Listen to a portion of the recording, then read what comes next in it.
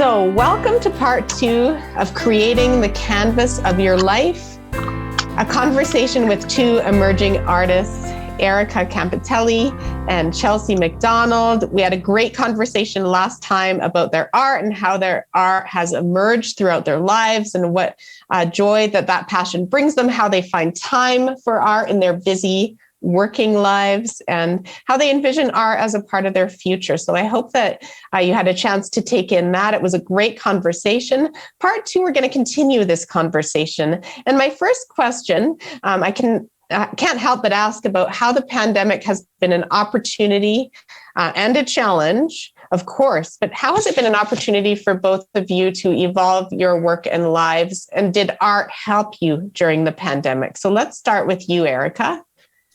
So I will say I got a whole heck of a lot busier during the pandemic in that I was offered many job opportunities. And so art might have been on the top of my list prior to the pandemic. And now it's slowly getting further down because my other jobs are needed and required for my existence and that I need money.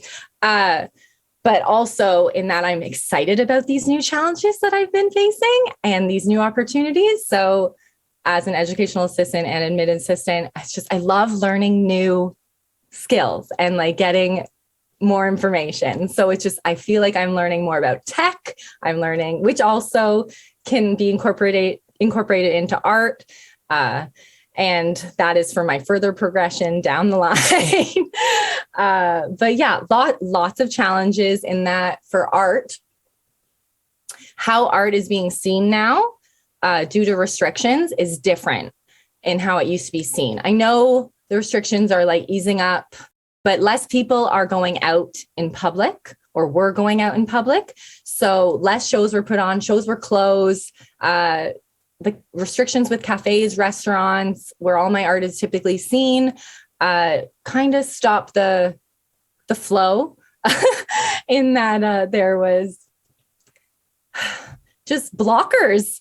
I was being blocked from showcasing basically. And it's just like, you want to showcase your art. You want an audience for your work. You want to move people and inspire others and share your joy and share your passion because it can only ever like have a reaction.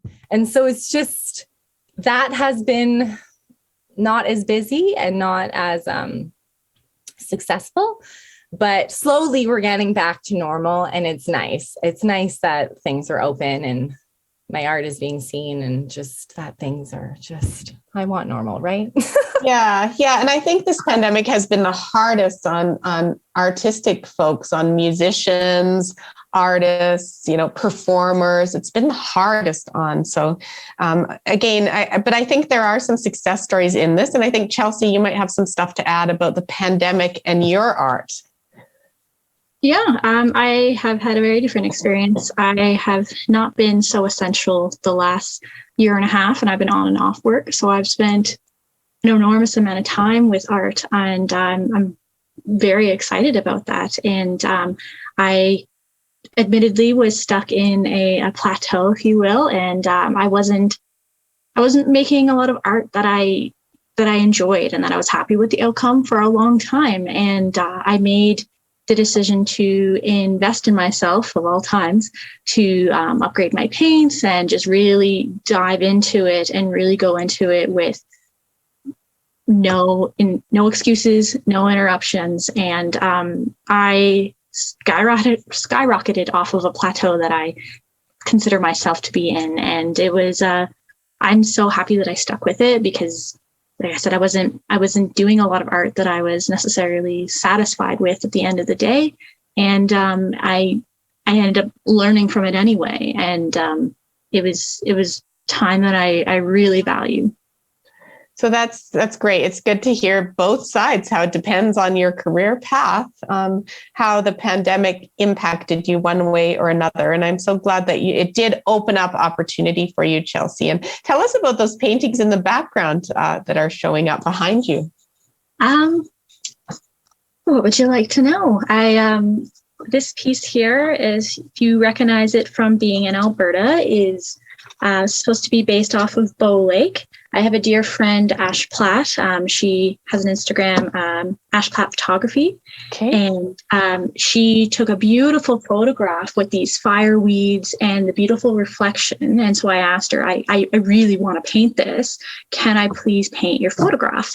And so she allowed me to do that. And I was going to originally use it as an inspiration piece, but it really inspired me. And so that's how that was a pandemic piece right here. Whereas it might actually be a good example because this piece over here is from 2019. And though I'm not going to start picking it apart, I feel like there was a lot of progression over this pandemic. Yes. Just two pieces for sure. Yes, 100%. I can see the progression in you, and we commissioned you to do a piece for our living room that's beautiful. It's our favorite view from the Banff Springs Hotel where we hosted a big conference, and it is just stunning. And then when you painted the Devil's Cauldron a few months later, I can tell the growth in that, right? You are on a trajectory. You are on this trajectory with your art. You're not plateauing right now, but I can see the change from 2019. So fabulous. So this is just so great. And the photographer that you mentioned, I'm going to make sure to mention the links in the show notes and the blog and stuff like that, because I think we all need to be inspired by photography, don't we? Mm-hmm. Beautiful. So Erica, or actually I'm going to ask first about your work-life wellness. I'm going to ask both of you about work-life wellness. I'll start with you, Chelsea, about what does work-life wellness look like for you personally? How do you stay well in your work and life and balanced? I feel like the ideal situation is that when I get up from my desk and I go home, or if I go home for the weekend, that work doesn't come home with me. The same as an employer would expect your personal life not to come into the workplace. I think it's really important to respect that time that is for myself, and to not spend too much time really into the workplace beyond the parameters that are expected of you, I guess. I don't know if I worded that the best way. No, and then how do you, you say you love the outdoors. Tell us a little bit about how you balance the time working, painting, and outdoors. What are you doing outdoors? Well, in the winter, yesterday was the first day of the ski season. And in the winters, I am on the hill any day that's warmer than -20, I will say. So I'll be going to my room. And in the summer, I really enjoy camping and hiking, and even just, spending time with the dog outside. And I live in Banff, Alberta. It's hard not to be inspired when you're doing those activities, and then coming home, when you decide to have some me time indoors, and then that comes to life. Wonderful. That you've painted such a beautiful picture of Banff. For those of you who have not been there, it's definitely a must place to visit. So Erica, let's just hear about your work-life wellness, and in particular, what has been the greatest challenge and how you've worked to overcome that challenge for yourself, Erica. Okay, I would say I'm still working on it in that it's not fully achieved. So I do say yes to a lot of things, and I do try and make everything work. And so that can be to my detriment and my downfall, in that I need to learn how to set better boundaries in that, like, when I'm at work, I will work during my lunch hour sometimes, and that is my choice. Or when I come home, and I've had to explain this to people that it's my choice in that, like, I'm also like addicted to working in that I can't, it's hard to stop. And so that is something on my to-do list. And my goal is to learn how to say no. So wellness, I would say, is to not say yes to everything. And to then also, and to have boundaries, to set them first and then stick by them. And just to continue doing what I love. So wellness, I attribute to sometimes happiness and joy and appreciation and finding that joy. So what will bring me joy with my work life? And then also just with work, being seen, respected, heard as an artist, and having that as a title that I stand behind, stand beside, stand in front. Like I embody being an artist. So I want to be respected, seen, and just evaluated as one, just as how I want my other labels and titles that I have to be seen, heard, respected, and valued. And so it's hard to find that balance. So that's the challenge, right? To make it all work for you. And so I would say it's always a goal to, and also to come back to and be like, am I at that level of wellness? Do I want better for myself? Let's try and evaluate my priorities and get some me time and some walking outdoors, get some sunlight on the skin. Yes. Yeah. And you self-identified, you have a work addiction, right? And a lot of us have that and have a propensity towards it. And sometimes it takes getting sick or going through a curveball in your life where it forces you to step back and say, oh my goodness, right? I'm sick right now. I've had this cold all week and it's slowed me down a bit, but my job's really busy. So I've had to work through the week and not really take a sick day.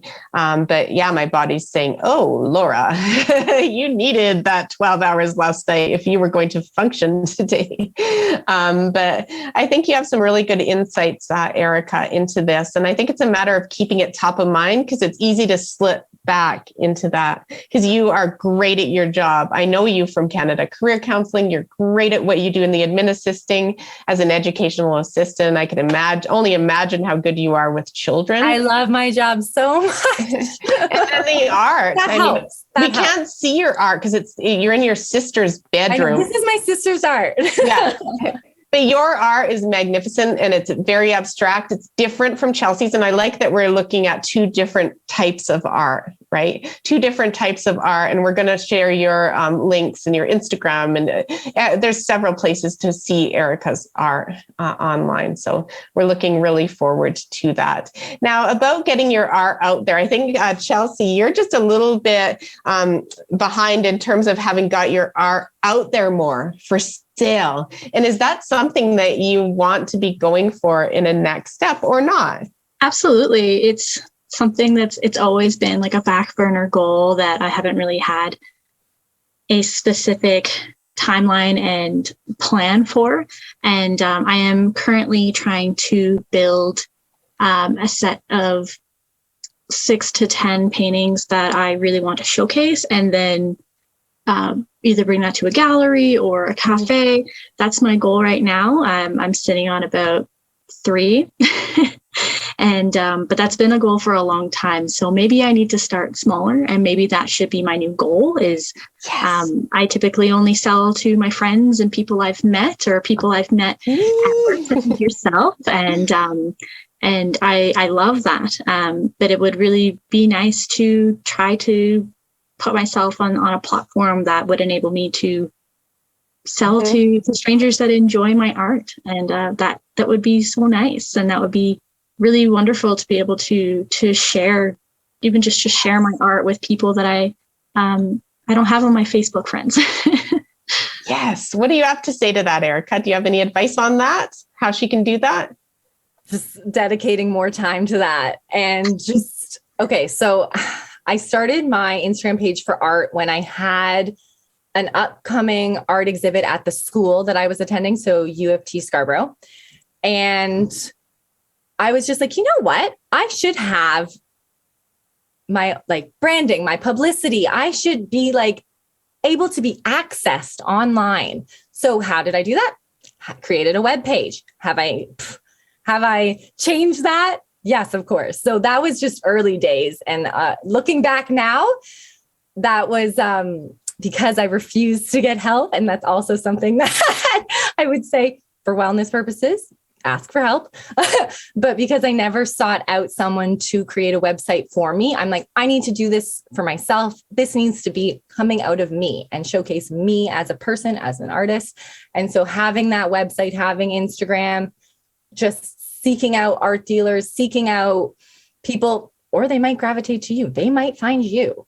So the second you put yourself out there and are constantly posting and either posting to your friends or your friends using word of mouth, or putting your business card up in cafes on their boards, putting your business card everywhere, just spending a day just asking people, can I leave this here?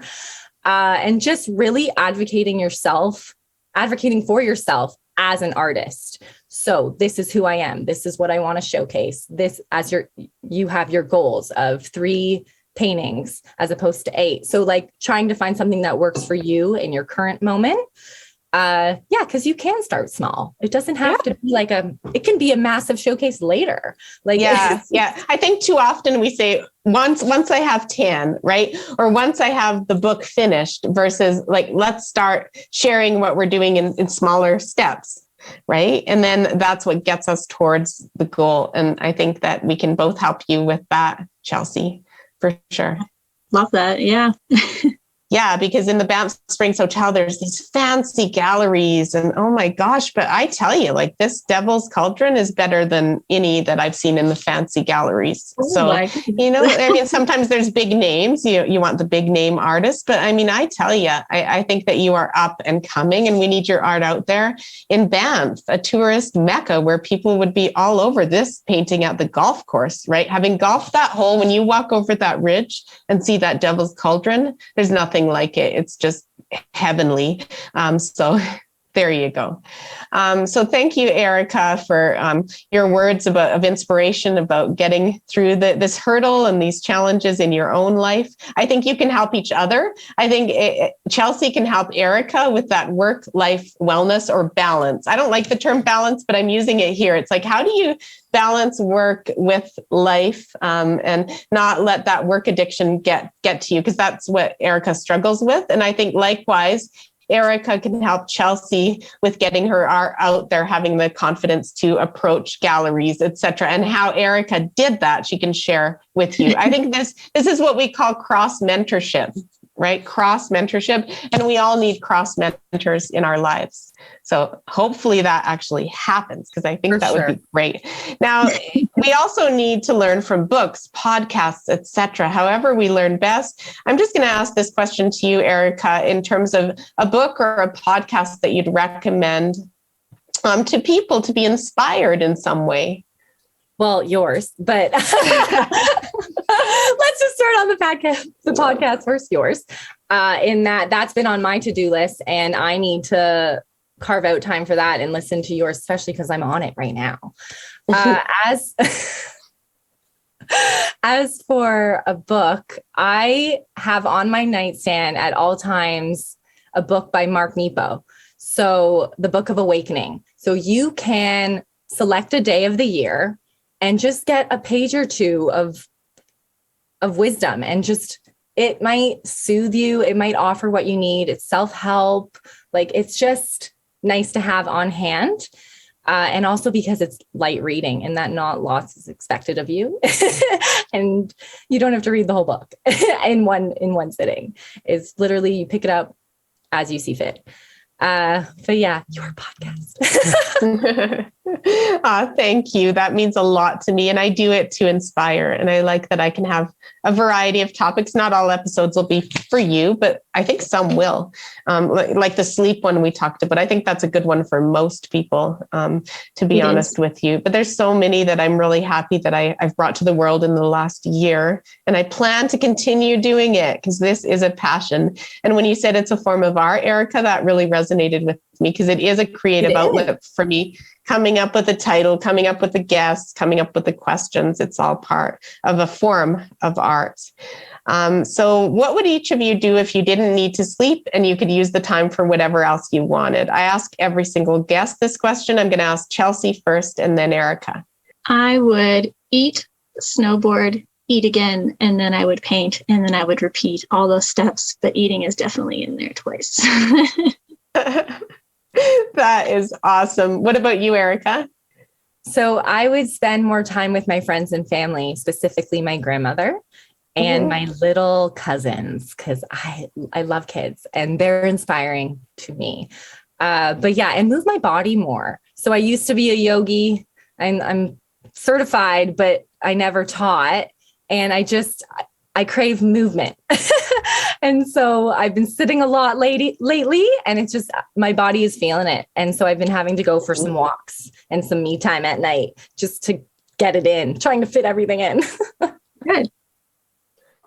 Great. Yeah, I love yoga too. I'm with you there. So if you could have one wish for a better world when it comes to work and life, what would it be for each of you? Let's go with you, Chelsea.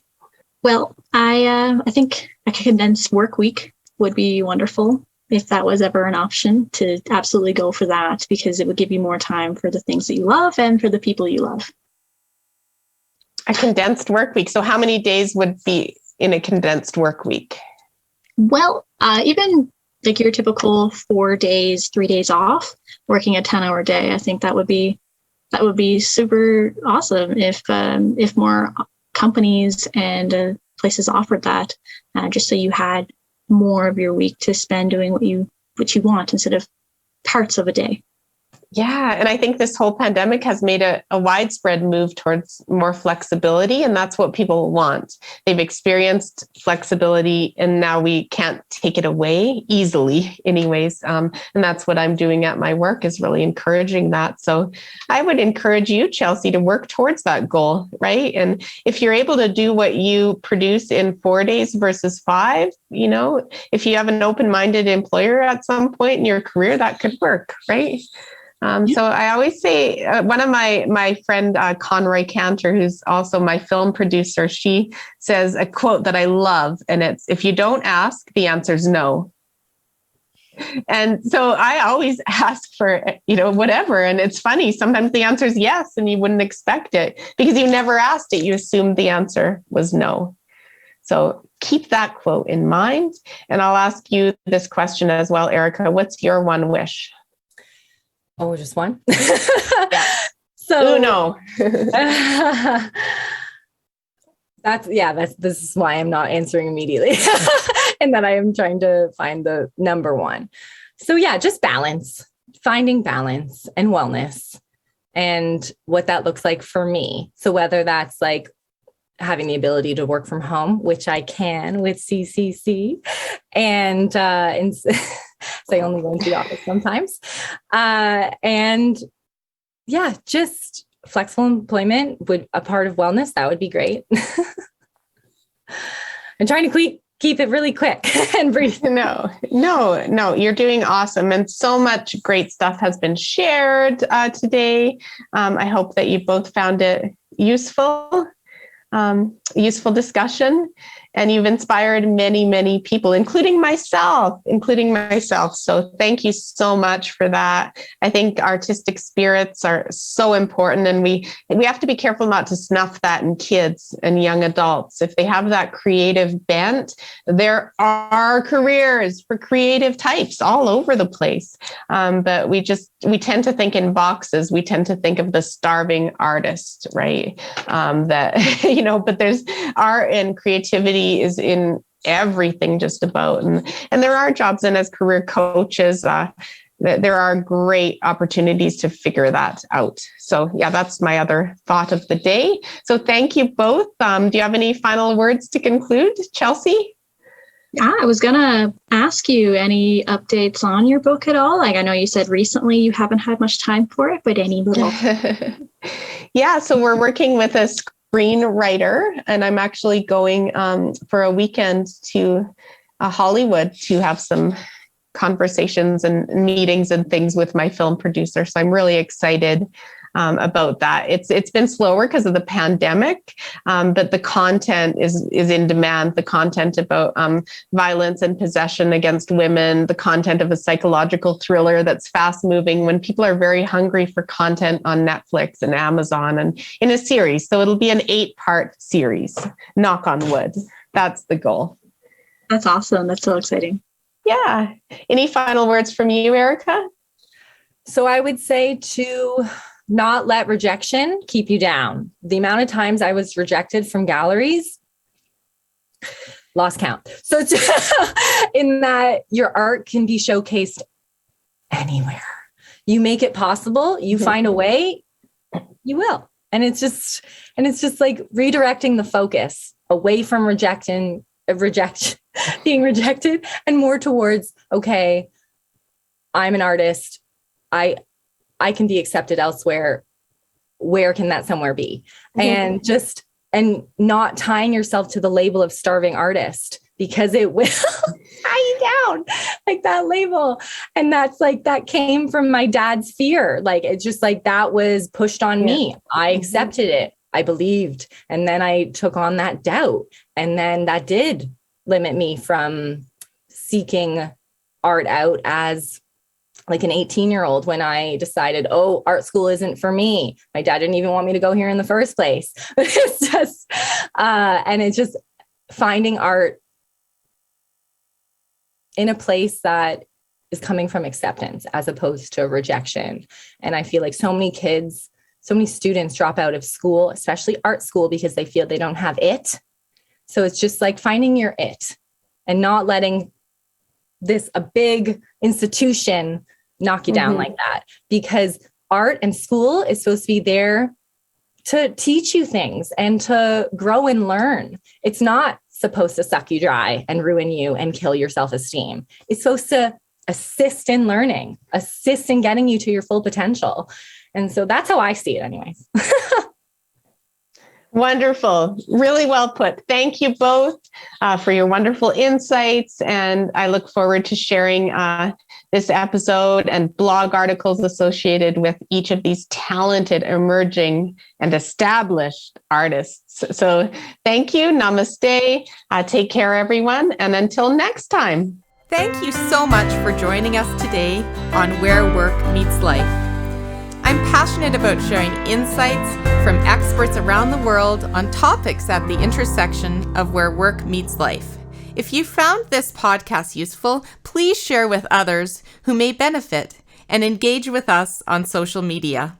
For more articles, information, and tips, sign up for my monthly newsletter at my website, drlaura.live. This podcast summary contains links to the psychology practice I've founded, Work Evolution, Canada Career Counseling, and Synthesis Psychology, as well as my current employer, Humans, a nationwide organizational psychology firm focusing on culture and performance. Stay well.